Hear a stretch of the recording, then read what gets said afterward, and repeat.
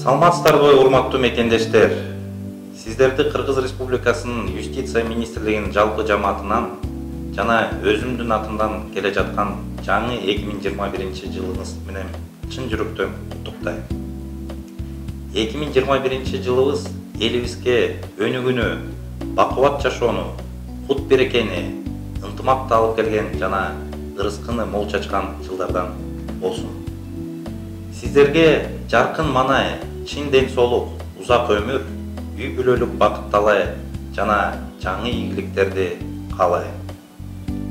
Ошол эле учурда Кыргыз Республикасынын Билим берүү жана Илим министрлиги баштаган эстафетаны кабыл алганга кубанычтамын.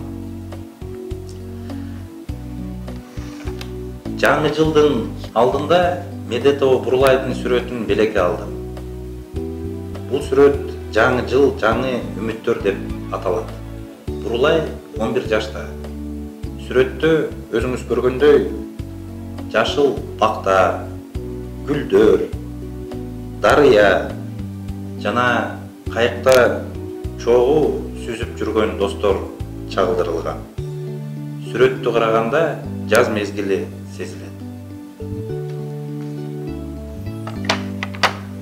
Бүгүнкү мүмкүнчүлүк менен пайдаланып, Медетова Бурулайга сынакка активдүү катышкандыгы үчүн ыраазычылык билдирем жана эң негизгиси чын ден соолук, бакыт талай, окуудагы ийгилик жана баардык каалоолордун орундалышын каалайм.